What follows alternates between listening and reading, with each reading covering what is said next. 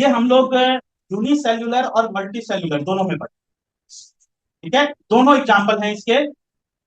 तो एक एग्जाम्पल हम लोग पढ़ेंगे यूनिसेल्युलर ऑर्गेनिज्म में, इन यूनिसेल्युलर ऑर्गेनिज्म, और एक एग्जाम्पल हम लोग पढ़ेंगे इन मल्टी सेल्युलर।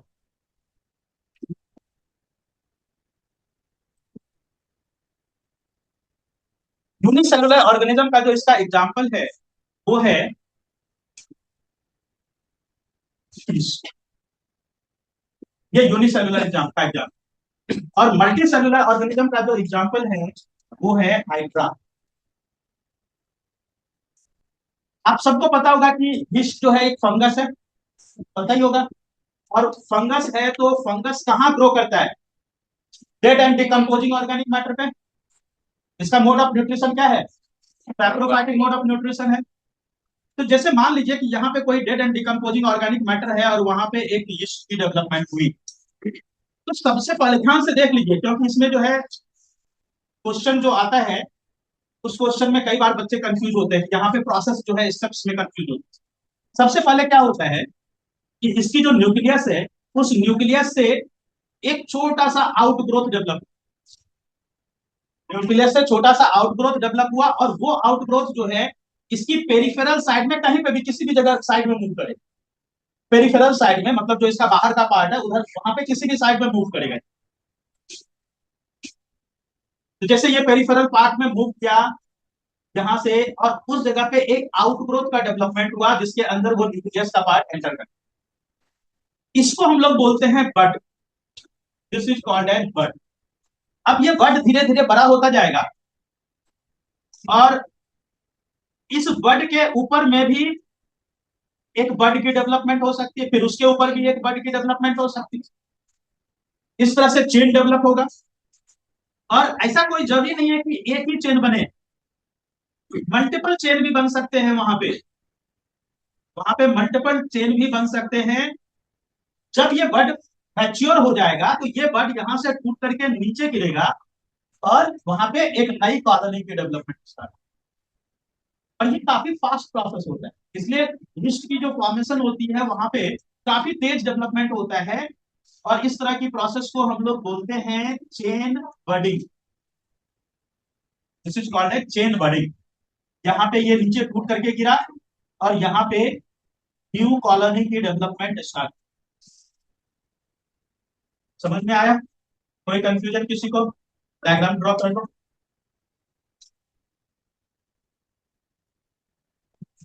बोलो।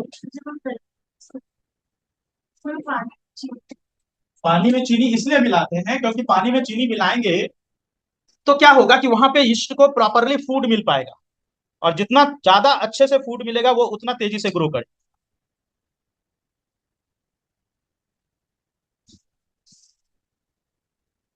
समझ में आया? कोई कंफ्यूजन किसी को? डायग्राम ड्रॉ कर लो।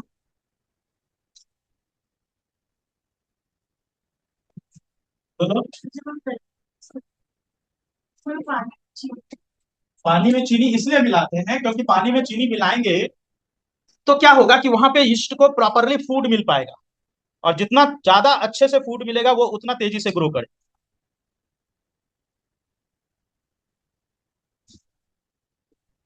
अच्छा, सिर्फ पानी मिलाएं, अगर चीनी ना मिलाएं, सिर्फ पानी में यीस्ट की ग्रोथ हो सकती है? नहीं हो सकती। क्यों नहीं हो सकती? क्योंकि फूड नहीं है। वो तो सेप्रोफाइटिक है, dead and decomposing organic matter चाहिए, वो तो वहां फूड ही नहीं है, तो वहां पे ग्रोथ नहीं होगा। कभी पानी में ग्रोथ नहीं होता यीस्ट का, सिर्फ पानी में। कौन? चीनी? चीनी डेड एंड डिकम्पोजिंग नहीं, डिकम्पोजिंग तो है, डेड नहीं है, डिकम्पोजिंग तो है। डिकम्पोज तो होगा ना बहुत तेजी से, एनारोबिक फर्मेंटेशन होगा ना उसका। हाइड्रा के केस में क्या होता है कि जैसे मान लीजिए कि ये एक हाइड्रा है।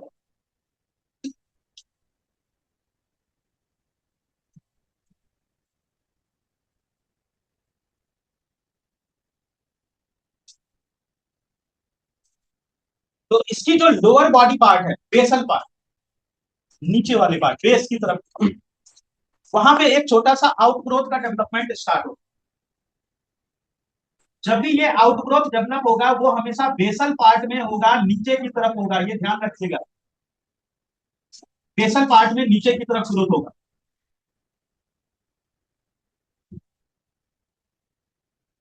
बर्ड का डेवलपमेंट हुआ और धीरे धीरे ये बर्ड बड़ा होता चला जाएगा। जब ये बर्ड इतना बड़ा हो जाए कि अपनी लाइफ को खुद सस्टेन कर सके, जब ये इतना बड़ा हो जाए कि अपनी लाइफ को खुद सस्टेन कर सके, तो ये पेरेंटल बॉडी से डिटैच हो जाए, और पेरेंटल बॉडी से डिटैच होकर के ये एक नया अमीबा का प्रोडक्शन कर लेगा। Sorry, hydra. जो सबसे कॉमन एग्जांपल है फ्रेगमेंटेशन का, स्पायरोगायरा। स्पायरोगायरा आप लोगों ने देखा है? नहीं देखा? चलो मैं इसका डायग्राम बनाता हूं, हो सकता है कि आप लोग को याद आ जाए। इस तरह का लंबा सा थ्रेड लाइक स्ट्रक्चर होता है प्लांट। ये जो है प्लांट होता है, बहुत सिंपल सा प्लांट है, जिस प्लांट को हम लोग थैलोफाइटा ग्रुप में रखते हैं। मतलब प्लांट की इवोल्यूशन का सबसे पहला stage Thallophyta group. Thallophyta, bryophyta, pteridophyta, और तब जाकर के जिम्नोस्पर्म, और लास्टली एंजियोज। ये 5 ग्रुप है प्लांट। ठीक है, 5 ग्रुप है प्लांट के। 5 ग्रुप में जो सबसे पहला ग्रुप है प्लांट का, जहां से प्लांट की इवोल्यूशन स्टार्ट हुई है, उसमें सबसे पहला प्लांट है ये थैलोफाइटा। तो इसका जो एग्जांपल है, ध्यान से सुनिए, कुछ पॉइंट्स हैं जो यहाँ पे मैं समझा रहा हूँ आपको, उसी उसी से थैलोफाइटा से समझ में आएगा। इसका एग्जांपल हो गया स्पायरोगायरा। स्पायरोगायरा जो है ये बिलोंग करता है थैलोफाइटा। फाइटा वर्ड का मतलब ही होता है प्लांट, है ना? फाइटो हार्मोन याद है, पढ़ा था आप लोगों ने। फाइटो मतलब प्लांट, तो फाइटा यहाँ पे प्लांट से बिलोंग करता है। थैलस, थैलस मतलब थैलस लाइक बॉडी। थैलोफाइटा यहाँ पे जो वर्ड आया thallo, that means thallus like body. अब ये थैलस लाइक बॉडी का मतलब क्या होता है? जिस प्लांट बॉडी को देख करके you can not differentiate which part is of root, stem and leaf. पूरा का पूरा प्लांट आपको एक जैसा ही दिखेगा, मतलब you can not differentiate it's different parts.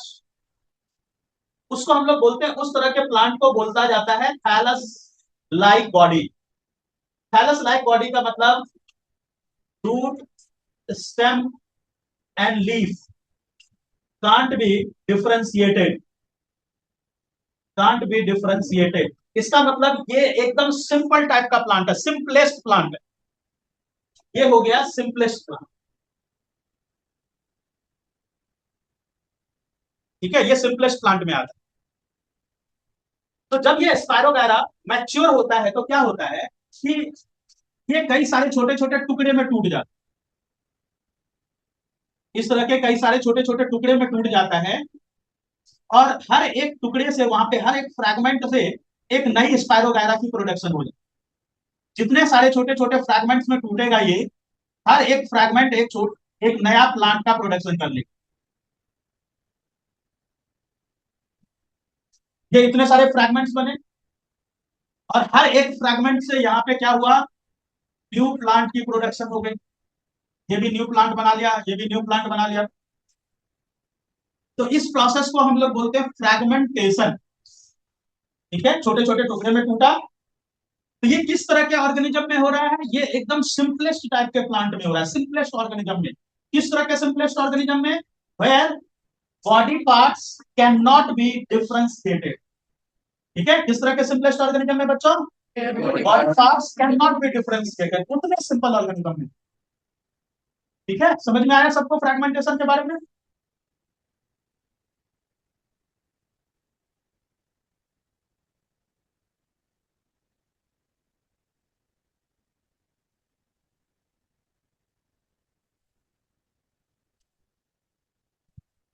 Fragment of plant will produce a new plant. Example देखते हैं, and that is regeneration. Regeneration, regeneration की जो प्रोसेस होगी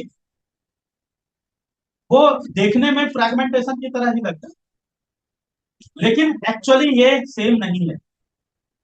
इसको समझने के लिए एक एग्जांपल से समझते हैं। जैसे मान लीजिए कि एक है फ्लैटवर्म।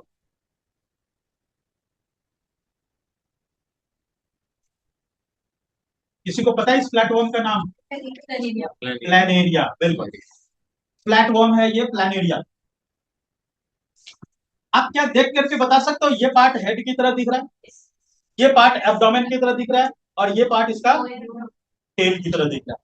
दिख रहा है? अगर मान लीजिए इसको हमने तीन क्या, चार, पांच, छह, जितने पार्ट्स में कट कर दें, कोई जरूरी नहीं है, जितने पार्ट में आप इसको कट कर दीजिए, हर एक पार्ट, जैसे यहाँ पे इसका जो हेड वाला पार्ट है, हेड वाले पार्ट में बताइए क्या नहीं है? एब्डोमेन और टेल नहीं है। अब ये जो एब्डोमेन वाला पार्ट है इसमें हेड नहीं है और टेल नहीं है, और इसका जो ये टेल वाला पार्ट है इसमें हेड नहीं है और एब्डोमेन नहीं है। तो ये जो हेड वाला पार्ट है ना, ये क्या डेवलप करेगा? एब्डोमेन और टेल डेवलप। मतलब क्या? पूरा नहीं, ओनली लॉस्ट बॉडी। ठीक है, this will develop only lost body part, entire part will not be develop. तो यहां पे सिर्फ लॉस्ट बॉडी पार्ट डेवलप होती है।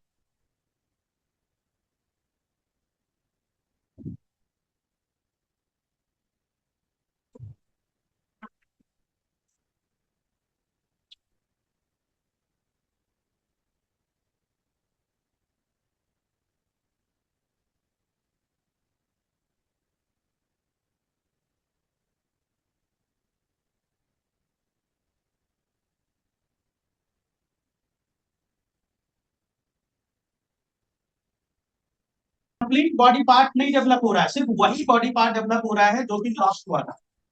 Only lost body part is develop.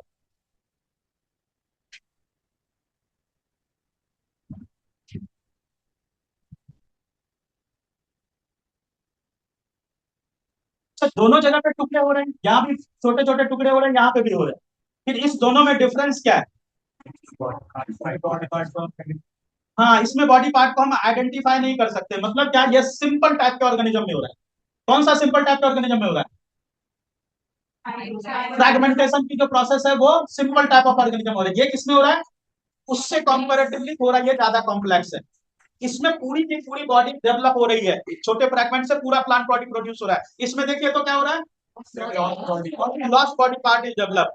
अच्छा, इसमें एक स्पेसिफिक टिश्यू प्रेजेंट होता है, कुछ स्पेसिफिक सेल्स होते हैं वहां पे, developed with the help of regenerative और प्रोलिफरेटिव टिश्यू। ये जो डेवलपमेंट होती है ना लॉस्ट बॉडी पार्ट की, वो डेवलपमेंट होती है स्पेशलाइज्ड टिश्यू से, जिसका नाम है रीजनरेटिव टिश्यू या फिर प्रोलिफरेटिव टिश्यू। इसका रोल होता है उस बॉडी पार्ट को डेवलप करने में। जहां पे उस तरह का कोई टिश्यू प्रेजेंट नहीं है फ्रेगमेंटेशन में, रीजनरेशन में, ये टिश्यू स्पेसिफिक टिश्यू है जिसका कि ये रोल है। ये जो रीजनरेशन की प्रोसेस है ना, बहुत सारे साइंटिस्ट इसको रिप्रोडक्शन की प्रोसेस ही नहीं मानते। अब ऐसा क्यों? इसको रिप्रोडक्शन की प्रोसेस क्यों नहीं मानते? देखो, ये रिप्रोडक्शन की डेफिनेशन को तो फुलफिल कर रहा है। क्या डेफिनेशन है? To produce a new organism of its own kind. Produce हो रहा है new organism of its own kind, reproduction की डेफिनेशन तो कंप्लीट हो रही है। बट ये जो प्रोसेस है ये एक एक्सीडेंटल प्रोसेस है। कोई प्लानेरिया क्यों अपने आप को खुद डिवाइड करेगा? नहीं डिवाइड कर सकता ना। इसका एग्जांपल है प्लानेरिया। अभी आपने हाइड्रा पढ़ा था ना, हाइड्रा का नॉर्मल प्रोसेस क्या है? बडिंग। लेकिन अगर आप उसको छोटे छोटे पार्ट्स में कट कर दो, हाइड्रा में भी यही होगा। आप स्टार फिश होता है, स्टार फिश को छोटे छोटे पार्ट्स में कट कर दो, वहां पे भी होगा। सी एनिमोन, ये सब जो लोअर ग्रुप के, ये सब भी लोअर ग्रुप के ऑर्गेनिज्म है। प्लानेरिया हो गया, हाइड्रा, सी एनिमोन, स्टार फिश, इस सब में ये प्रोसेस होती है। स्टार फिश को अगर आप कई सारे छोटे पार्ट्स में कट कर दो, हर पार्ट से एक नया स्टार फिश बन जाए। अच्छा, ये एक एक्सीडेंटल प्रोसेस है, और एक्सीडेंटल प्रोसेस होने के कारण ही इसको बहुत सारे साइंटिस्ट रिप्रोडक्शन नहीं मानते। ठीक है, क्योंकि रिप्रोडक्शन एक नेचुरल प्रोसेस है। जैसे जैसे कॉम्प्लेक्सिटी इंक्रीज होती है, कॉम्प्लेक्सिटी कहने का मतलब जैसे जैसे ऑर्गेनिज्म जितना ज्यादा कॉम्प्लेक्स होता जाएगा, प्रोसेस ऑफ रीजनरेशन डिक्रीज होती जाए। जैसे एक लिजर्ड है, मान लीजिए कि लिजर्ड की टेल कट गई, लिजर्ड की टेल कट गई, तो उसकी बॉडी, जो लिजर्ड की बॉडी है, that will develop the new tail, but that tail will not develop new lizard. क्यों? पूरी बॉडी काफी कॉम्प्लेक्स है, तो complex organs can not be develop, है ना। टेल क्या है? टेल तो सिंपल मसल्स है, वहां पे सिर्फ मसल्स है, थोड़े ब्लड वेसल्स है, नर्व फाइबर्स है, तो उतनी डेवलप करी जा सकती है। लेकिन पूरी बॉडी सेगमेंट, आप सोचो लिजर्ड की बात करो, वहां पे सर्कुलेटरी सिस्टम है, नर्वस सिस्टम है, एंडोक्राइन सिस्टम है, कितने सारे सिस्टम्स है वहां पे, उतनी चीजें वहां पे डेवलप नहीं करी जा सकती।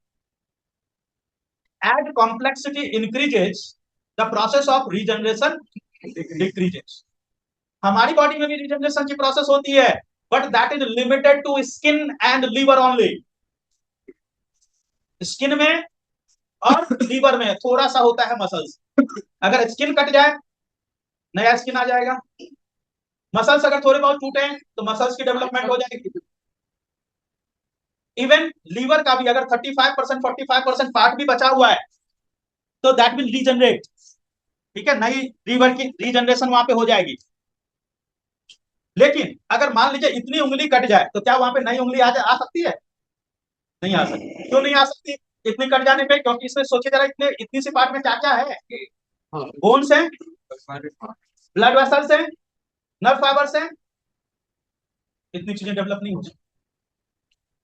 समझ में आई बात? तो इसमें नीचे इंपॉर्टेंट एक नोट डाल करके लिखिए, as complexity increases, as complexity increases, the process of regeneration, the process of regeneration decreases, the process of regeneration decreases, and in the case of human, and in the case of human, it is restricted to, it is restricted to skin and liver only.